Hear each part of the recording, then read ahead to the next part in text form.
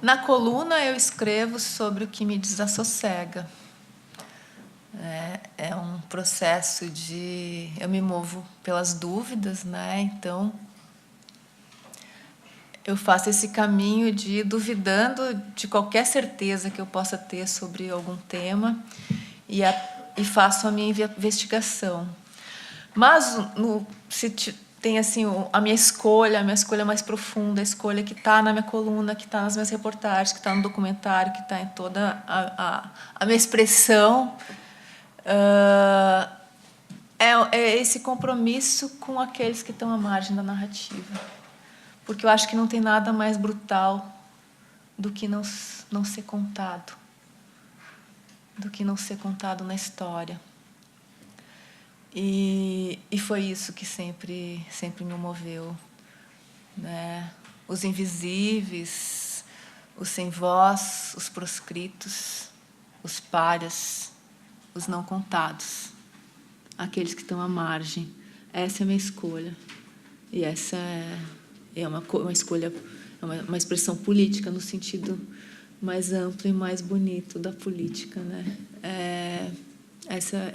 Desde sempre, essa primeira foi uma escolha intuitiva, né, no começo da minha vida, e depois ela se torna uma escolha mais consciente, que eu começo também a refletir no meu próprio trabalho.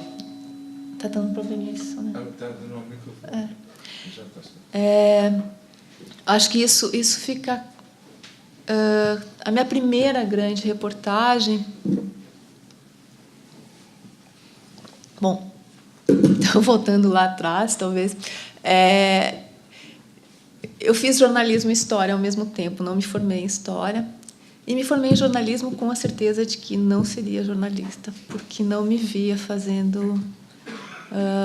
não me via nesse lugar de jornalista,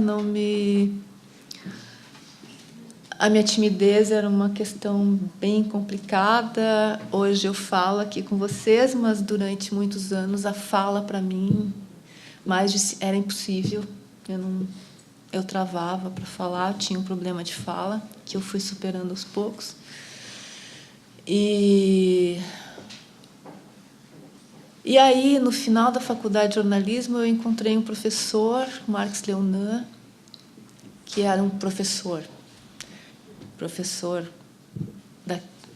é aquele que muda a vida, né? Então, e ele era um apaixonado pela reportagem e pelas palavras. E aí eu fiz na faculdade, no fim do curso, a minha primeira grande reportagem, que eu escolhi fazer sobre as filas.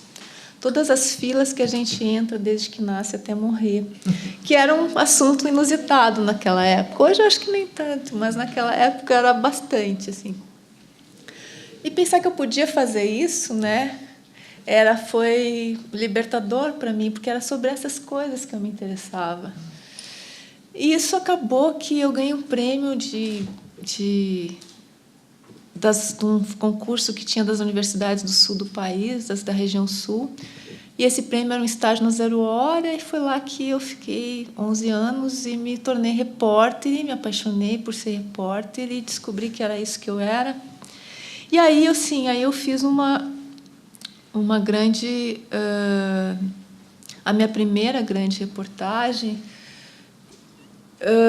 que foi fundadora para mim e para tudo aquilo que eu me tornei e para todas as escolhas que eu faria depois,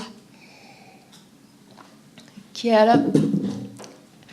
Eu era muito curiosa, né? Eu não fiz o curso de História à toa, eu era muito curiosa com a história da Coluna Prestes, que tinha passado... né? Eu sou de Juí, no interior do Rio Grande do Sul, e a Coluna Prestes... sim, Juí. Sou de Juí. E a Coluna Prestes tinha passado... Terra do Dunga também, né? Tinha que mencionar. É um trauma para nós. E a Coluna Prestes tinha passado por lá, e eu ficava ouvindo desde pequena, sempre gostei muito de parte da minha família da zona rural. Eu me criei muito, né, na roça.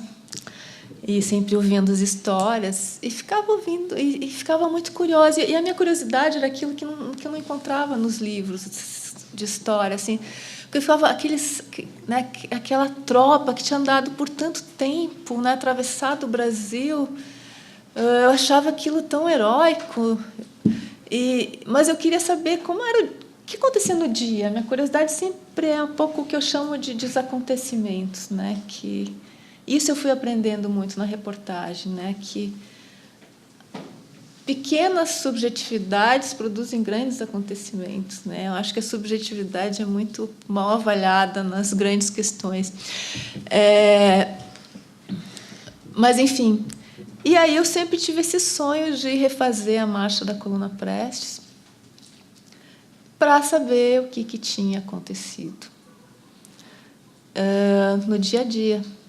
Como é que era andar pelo Brasil dessa maneira. E aí eu era em final de 92, o Augusto Nunes era diretor de redação da Zero Hora, e eu tinha feito uma matéria, eu trabalhava no Jornal de Bairro, eu era uma repórter iniciante ainda, eu trabalhava no Jornal de Bairro e fiz uma matéria que deu muito problema. E eu fui chamada pela primeira vez pelo diretor de redação, e eu tinha certeza que eu ia ser demitida. E não fui demitida. E aí eu lembro que o Augusto disse... Era a época da questão de monarquia, república. Plebiscito? Ele disse, reclamou da matéria, mas assim, né, elogiou meu texto e disse, vai para... Né, eu queria que tu fosse fazer a família real brasileira e tal.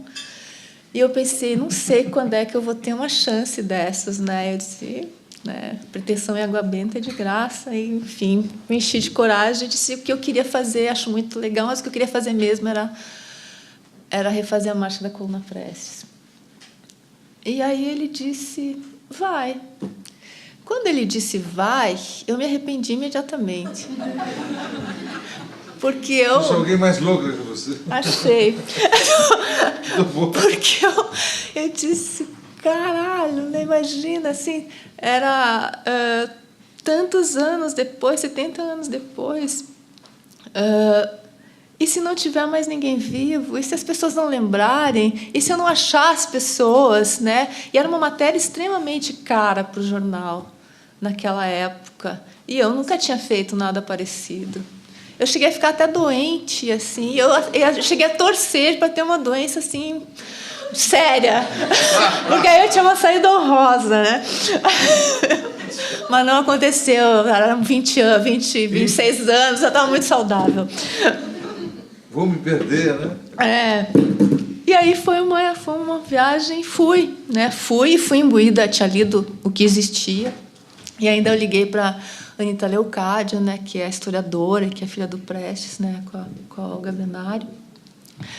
E ela disse, eu e meu pai já pensamos em fazer isso, mas tu não vai encontrar nada. Não lembro a frase exata, está escrita essa frase, mas assim, né, esses velhinhos já estão gagá, enfim, os que estão vivos, enfim.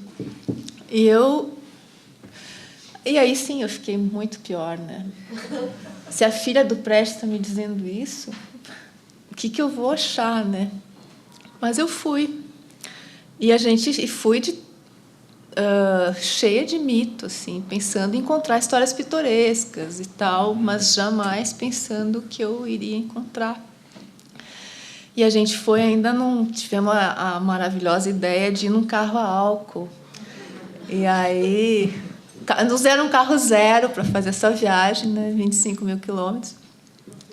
E aí, claro, não tinha gasolina nesses lugares, imagina álcool. Então, assim, tu nunca sabia até onde o carro ia parar.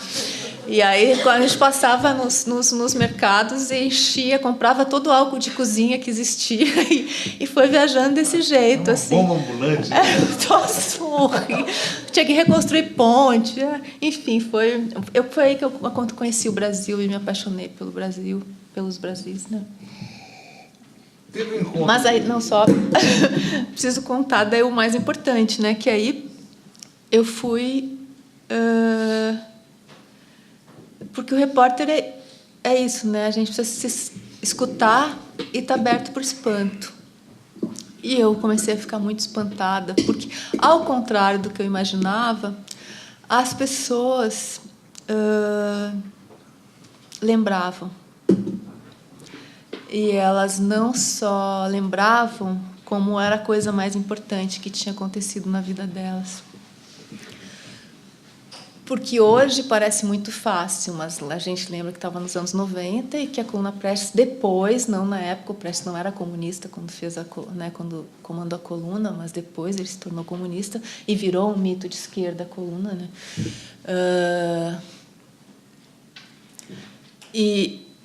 Mas se a gente pensar, isso depois ficou claro, mas para mim naquela época não era nada claro.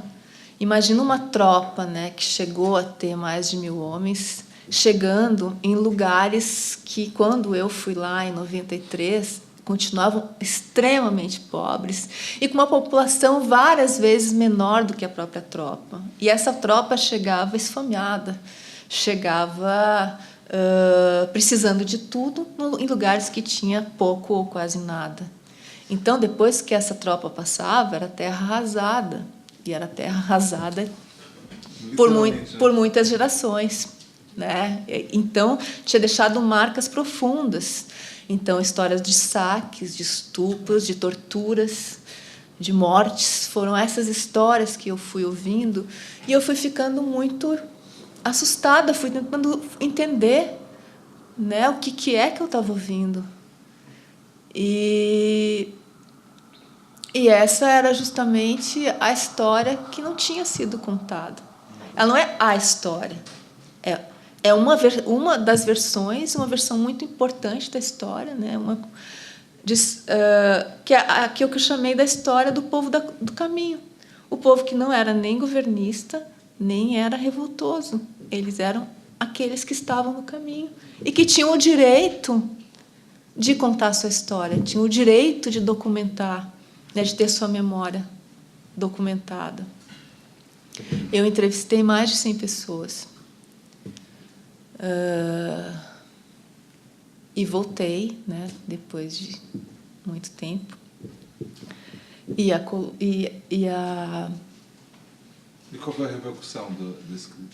Foi... O que a Anita Araucária falou? Foi terrível, porque era uma época, né, da redemocratização do Brasil, então todos esses mitos, tudo estava muito forte, e eu fui considerada uma inimiga da esquerda, e fui...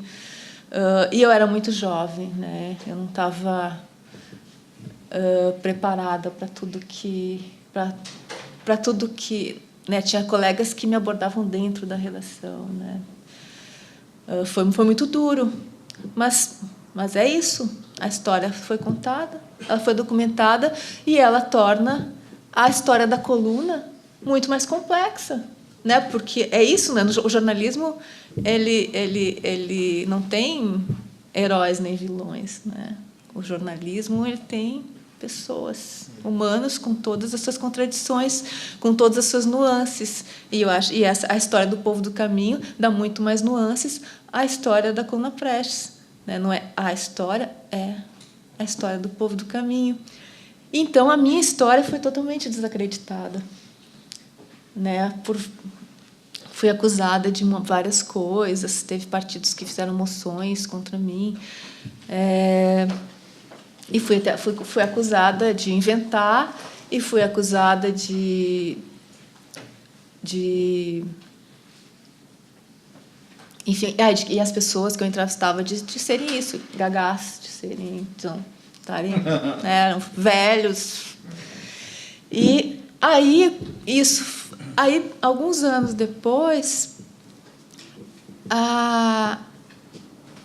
os arquivos do Juarez Távora foram abertos no CPDOC da Fundação Getúlio Vargas. E aí, aquilo que a memória, né, a memória oral das pessoas, né, o que as pessoas me contaram, estava registrado nas cartas do comando da coluna. E aí foi matéria no Brasil inteiro, que era um outro lado da coluna Prestes.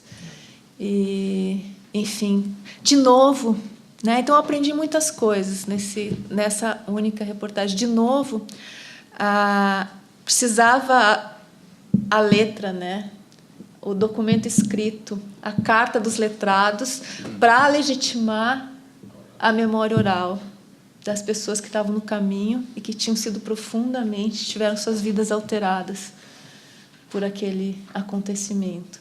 Então, acho que essa foi a grande matéria fundadora, a grande reportagem fundadora da minha vida de repórter, e a partir dali, porque